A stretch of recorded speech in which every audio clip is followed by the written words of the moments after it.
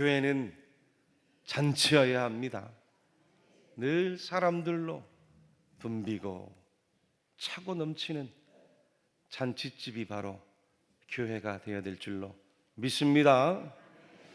예수님이 이 땅에 그리스도로 메시아로 하나님의 아들로 오셨는데 공생애를 시작하는 맨 처음 가신 것도 다름 아닌 잔치집이었어요. 요한복음 2장 말씀에 보면 갈릴리 가나에 혼례잔치가 있었고 예수님과 어머니 마리아 그리고 제자들이 그 잔치집에 초대를 받아 가신 거죠. 근데 그 잔치집에서 준비한 포도주가 그만 떨어지는 일이 일어나고 말아요. 이 포도주는 잔치를 준비한 혼주에게 초대한 손님들을 위해서는 반드시 내놓아야 할 음식이고 음료입니다. 잔치의 흥을 돋구는 술이기도 했지만 당시 물이 귀했던 중동 지방에서는 이 포도를 가지고 즙을 내어서 물처럼 엷게 마시는 물처럼 마시는 대용으로 음료로 사용했기 때문입니다. 그런데 준비한 포도주가 떨어졌으니 이 얼마나 당황스럽고 황당했겠어요. 여러분 지금도 마찬가지인데 중동 문화에서 절대 금기로 여기는 것 가운데 하나가 바로 수치를 당하는 거예요. 수치를 주는 일이에요. 수치를 누군가에게 당했다는 건 죽음보다 견딜 수 없는 일로 여겼어요. 누구든지 살아가면서 명예로운 사람으로 알려지기를 원했습니다. 아무리 밤중이라도 누군가가 찾아와서 먹을 것을 구하면 비록 우리 집에 먹을 것이 없어도 대신 남의 집에 가서 그 떡을 빌려와 대접을 해주고 환대를 해주는 게 그게 바로 중동의 문화고 또 예절이었어요. 그런데 잔치에 초대해놓고 포도주가 떨어졌으니 얼마나 큰 실례예요. 수치죠. 혼주 입장에서는 내 명예가 걸려있는 대단히 중요한 일이었어요. 바로 그때 예수님이 그 소식을 듣고 어떻게 하십니까? 하인들에게 정결 예식에 쓰는 큰 돌 항아리 6개의 물을 가득 채우라고 말씀을 하세요. 그리고는 다시 그 물을 떠다가 연회장에게 갖다 주라고 말씀하십니다. 그랬더니 맹물이 변하여 포도주로 바뀌는 놀라운 기적이 임하더라는 거예요. 그것도 포도로 빚은 것보다 더 맛있는 극상품의 포도주로 바뀌는 놀라운 기적과 이사가 그 현장에 일어났어요. 요한복음 2장 9절로 11절 말씀인데 우리 말씀을 같이 한번 읽어보겠습니다. 시작. 연회장은 물로 된 포도주를 맛보고도 어디서 났는지 알지 못하되 물 떠온 하인들은 알더라. 연회장이 신랑을 불러 말하되 사람마다 먼저 좋은 포도주를 내고 취한 후에 낮은 것을 내거늘 그대는 지금까지 좋은 포도주를 두었도다 하니라. 예수께서 이 첫 표적을 갈릴리 가나에서 행하여 그의 영광을 나타내심에 제자들이 그를 믿으니라. 아멘. 여러분 이상하지 않습니까? 예수님께서 하나님의 아들로 오셔 공적인 사역을 시작하는데 그 첫 번째 기적 표적이 왜 하필이면 혼례 잔치집이었을까? 기쁨 때문이죠. 할렐루야. 기쁨 때문이에요. 예수님이 이 땅에 구원자로 오신 목적도 사람들 마음 안에 잃어버린 그 기쁨을 다시 회복시켜 주시려고 이 땅에 오신 거예요. 죄로 인해 기쁨을 잊어버리고 절망과 고통으로 어둠으로 사망으로 정처 없이 헤매고 살아가는 모든 사람들에게 다시 희망을 주시고 아멘. 위로를 주시고 아멘. 소망을 주시고 아멘. 기쁨을 주셔서 천국을 살아가도록 우리 주님이 이 땅에 오신 거예요. 하나님이 사람을 창조하셨을 때 원래 의도하셨던 목적도 기쁨이었어요. 기쁨으로, 행복으로, 즐거움으로, 감사로 살아가도록 사람을 만들어 주신 거예요. 그래서 여러분, 기독교는 기쁨의 종교입니다. 구원받은 기쁨, 죄 사함 받은 기쁨, 기도에 응답받은 기쁨, 예배드리는 기쁨, 찬송 부르는 기쁨, 마음의 상처가 회복된 기쁨, 모든 질병에서 치료받은 기쁨, 그리고 이웃들을 위해서 봉사하는 기쁨, 기쁨이 넘치는 것이 바로 교회인 줄로 믿습니다. 그렇게 교회는 늘 기쁨이 넘치고 즐거움이 넘치고 웃음이 넘쳐야 돼요. 누구든지 교회에 올 때는 걱정 근심으로 왔지만 저 교회 문 밖을 나갈 때는 하나님이 주신 말씀과 복음으로 생명을 얻고 소생함을 얻고 다시 능력을 받아서 힘있게 살아가도록, 희락을 가지고 살아가도록 교회가 여러분들에게 잔치집이 되어야 되는 거예요. 믿습니까? 그것이 오늘 우리 교회의 역할이고 교회의 사명인 거예요. 지금 우리 대구 칠곡교회가 이웃사랑 알곡잔치를 하고 있는 이유인 것입니다. 예수님도 오늘 본문을 통해서 이와 같은 천국 복음의 말씀을 들려주고 계셨어요. 오늘 본문 말씀 다시 같이 한번 읽겠습니다. 시작. 예수께서 이르시되 내 마음을 다하고 목숨을 다하고 뜻을 다하여 주 너의 하나님을 사랑하라 하셨으니 이것이 크고 둘째도 그와 같으니 내 이웃을 내 자신같이 사랑하라 하셨으니 이 두 계명이 온 율법과 선지자의 강령이니라. 아멘. 어느 날 율법에 능통한 유대 율법사 한 사람이 예수님을 찾아왔어요. 이 율법사가 예수님을 찾아온 목적은 예수님을 시험하기 위해서였습니다.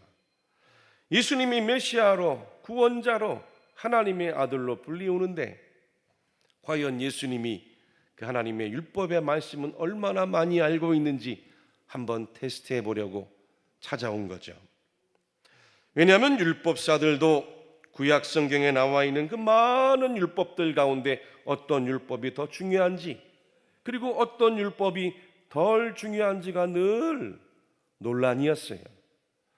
구약의 모든 율법들이 613개의 조항으로 분류할 수 있는데 그 가운데 248개는 중요한 조항이고 365개 조항은 덜 중요한 것으로 분류해 놓고 있었어요.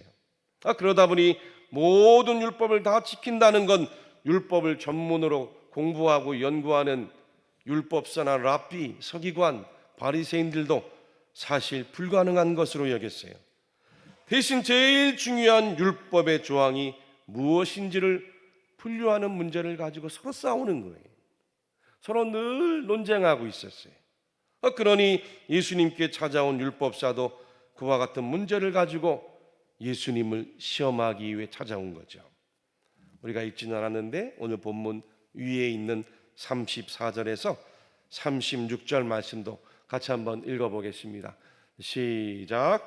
예수께서 사두개인들로 대답할 수 없게 하셨다함을 모였는데 그 중에 한 율법사가 예수를 시험하여 묻되 선생님, 율법 중에서 어느 계명이 크니까? 바로 이때 우리 예수님이 들려주신 대답이 오늘 본문의 말씀이에요. 그 많은 율법과 율례와 조항들을 요약하자면 단 두 가지라는 거예요. 하나는 하나님을 사랑하라. 다른 하나는 이웃을 사랑하라. 정확한 말씀이었습니다. 하나님께서 왜 사람들에게 율법을 주셨을까요? 왜 사람들에게 십계명을 주시고 십계명을 삶에서 실천하도록 해석한 248개 조항과 365개 조항들을 주셨을까요? 사랑하지 않으니까. 서로가 나의 유익을 찾고 남의 것을 빼앗고 사람을 서로가 해하고 죽이려고 하니까 그러지 못하도록 법을 만들어 주신 거죠. 사랑하고 살아가면 사실 법이 무슨 소용이 있어요? 사랑하고 살아가면 죄 지을 일도 없습니다. 사랑하지 않으면 아무리 조항들을 많이 만들어봤자 인간 안에 있는 죄성이 그 조항들을 피해가면서 또 범법을 행하고 다른 죄 지을 궁리를 하며 살아가는 게 인간 아닙니까? 그래서 예수님은 위로는 우리를 지으신 하나님을 사랑하고 아래로는 서로를 사랑하는 것이 그 모든 율법과 조항들의 선지자의 강령이다, 정신이다, 핵심이다, 본질이다 말씀하신 거예요. 하나님 사랑, 이웃 사랑 믿습니까? 인간을 사회 문화적으로 지칭하는 여러 다양한 말들이 있어요. 가장 대표적인 용어가 여러분들 들어보셨을 거예요. 호모사피엔스, 슬기로운 인간, 지혜로운 인간이라고 말할 수 있죠. 호모 에렉투스도 있어요. 직립보행 인간, 사람이 두 발로 서서 걷는다는 거예요. 호모 루덴스도 있어요.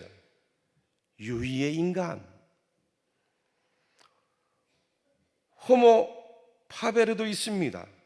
도구의 인간. 호모 노마드, 유목의 인간. 호모 픽토르, 기호의 인간. 호모 폴리티쿠스, 정치적 인간. 얼마 전 주일 강단을 통해서도 말씀드렸는데 지금은 사람들 손안에 핸드폰을 마치 자기 신체의 일부처럼 늘 가까이 하며 살아가고 있지 않습니까? 그것을 가리켜서 포노 사피엔스, 나중에는 인공지능을 사용하는 미래형 인간을 AI 사피엔스라고까지 부르는 시대가 되고 있어요. 하지만 여러분, 아무리 사람이 슬기롭고 걸어다니고 언어를 사용하고 도구를 사용하고 유희를 즐기고 핸드폰과 인공지능을 마치 자기 신체 일부처럼 잘 사용하고 사람들을 모아서 정치를 해도 그 가운데 사랑이 빠져보세요. 사랑이 없어 보세요. 이 사회가 어떻게 될까요? 그 좋은 머리를 가지고 발달한 기술과 지식, 법으로 자기 이익만을 챙기고 서로가 서로를 죽이고 죽이는 지옥이 되고 마는 거예요. 지금 저 우크라이나 땅을 보세요. 팔레스타인 땅을 보십시오. 지금도 수많은 젊은이들이 전장에 투입되고 있지 않습니까? 이제는 군인이 모자라서 중년의 사람들도 투입되고 있다고 합니다. 그 좋은 지혜로 만든 최첨단 기술로 사람을 죽이는데 사용하는 무기를 만들어 쓰고 있는 것이 바로 인간이라는 거예요. 우리 하나님께서 사람을 창조하신 원래 목적은 호모 아가페토스예요. 할렐루야.